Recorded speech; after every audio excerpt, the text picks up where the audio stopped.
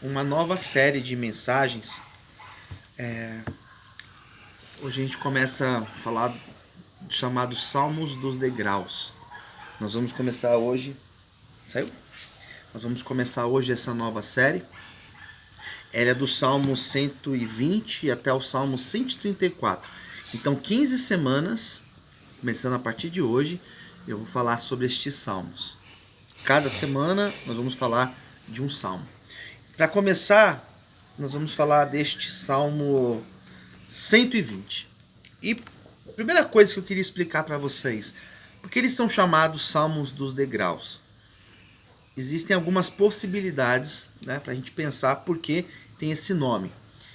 Uma delas, que é a que seja mais provável, que eram salmos que os judeus cantavam quando eles iam para Jerusalém para as festas. Então eles iam para as peregrinações e eles iam louvando estes salmos, né? Então eles iam subindo para Jerusalém, daí vem o nome degraus.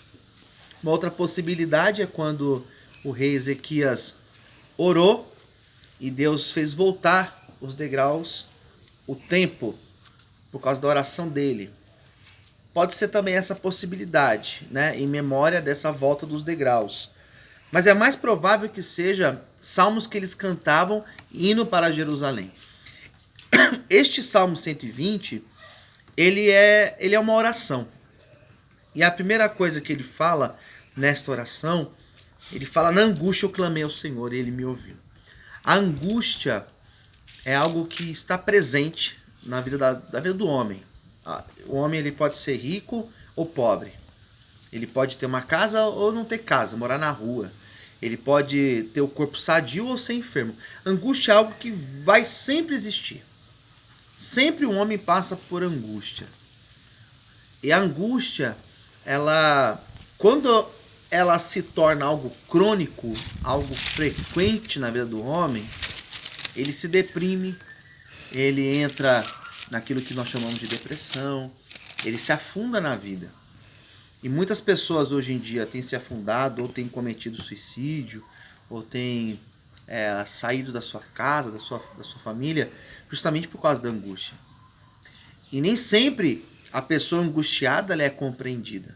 Às vezes a pessoa está na angústia e vai conversar com alguém, a pessoa fala: mas isso daí é frescura, isso daí é bobeira, você tem tudo, né? E você não tem motivo. Mas a angústia é uma coisa que é muito forte.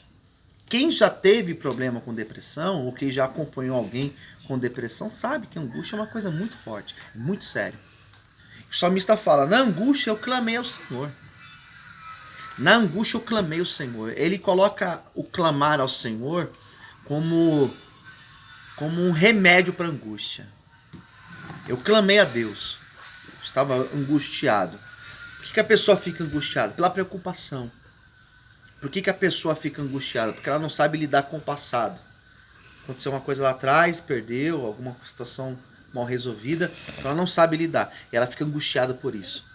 Então existem vários motivos que podem levar uma pessoa a ficar angustiada.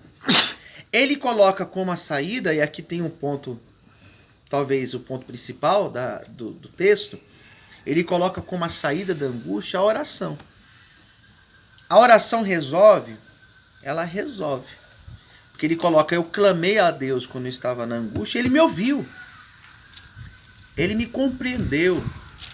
Ele não me julgou, ou ele não me rejeitou, ou ele não deixou de me ouvir. Eu clamei ao Senhor e ele me ouviu.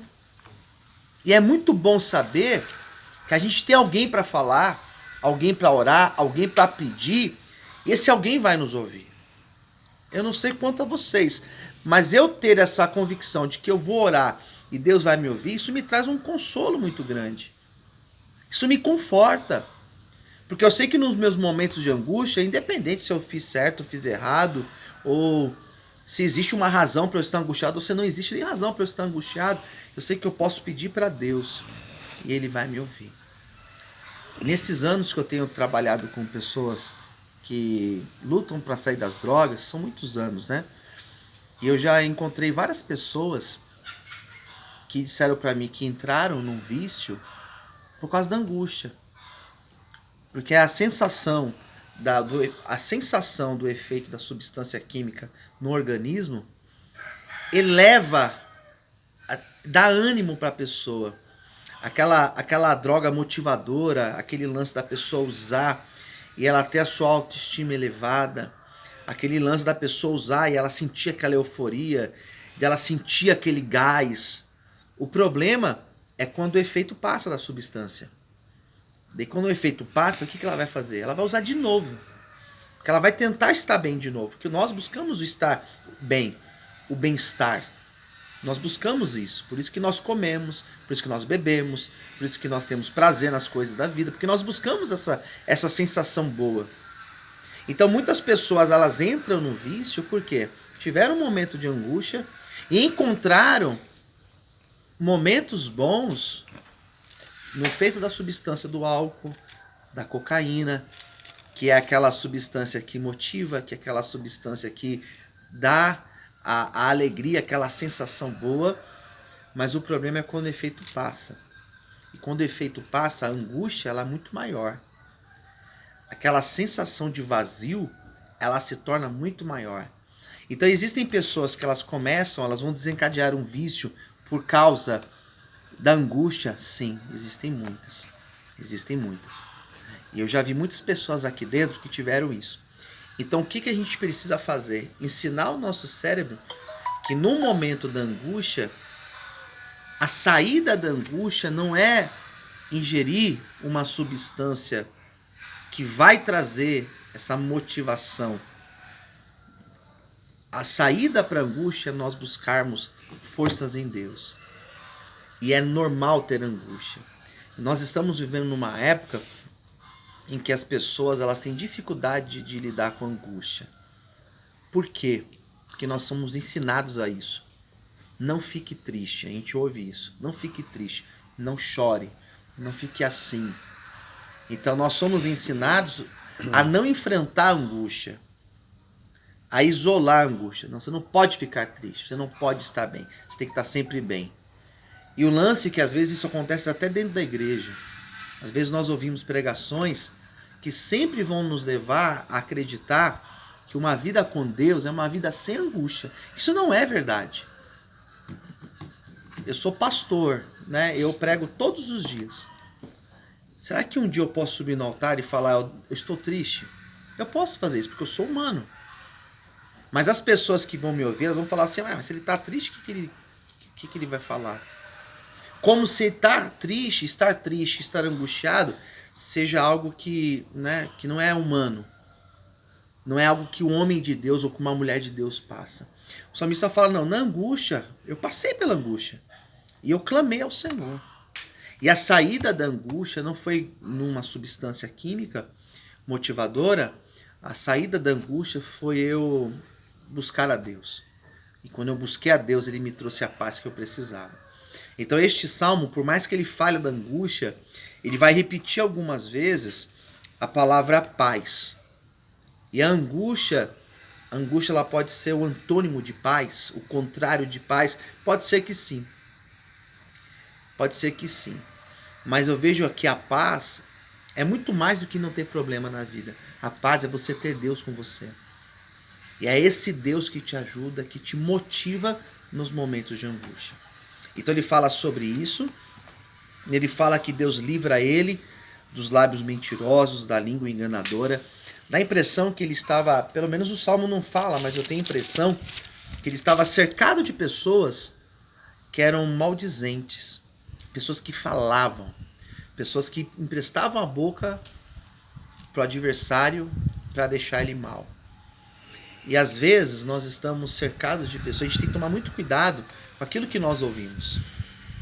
Nós temos que tomar cuidado com aquilo que nós falamos, mas também nós temos que tomar cuidado com aquilo que nós ouvimos.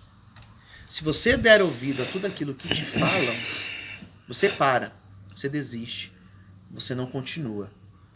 Quantas vezes a pessoa entrou aqui para fazer um tratamento e nem a família mais acredita, nem a família mais apoia, nem a família mais espera resultados bons. Então, se você vai considerar aquilo que disseram para você, talvez você vai desistir do seu tratamento. Porque você vai dizer, mas ninguém está acreditando em mim. Ninguém me dá uma palavra de incentivo. Você não precisa de uma palavra de incentivo. Você precisa de Deus. Você precisa de Deus e ter convicção de que Deus está contigo. Mas a impressão que eu tenho é que ele estava cercado de pessoas que falavam coisas para abater, para desanimar, para tirar ele do propósito. E não é diferente de cada um de nós aqui.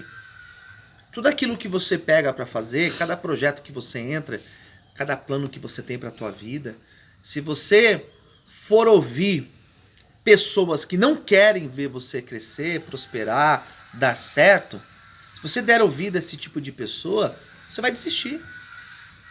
Muitas coisas na minha vida, se eu fosse dar ouvido, já me disseram muitas coisas. Eu lembro quando eu comecei a pregar, eu sempre fui muito tímido, né? Eu já falei isso. Sempre fui muito tímido para falar em público. E quando eu comecei a pregar, poxa, algumas pessoas disseram, não inventa esse negócio não, meu. Você não leva jeito para isso.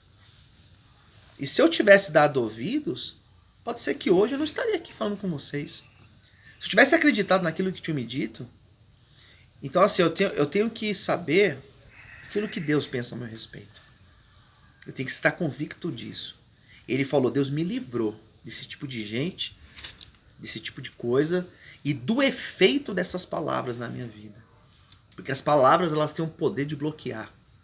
As palavras têm poder de colocar a pessoa, o indivíduo para baixo. Você levanta alguém pelas palavras, mas você arrebenta alguém, né?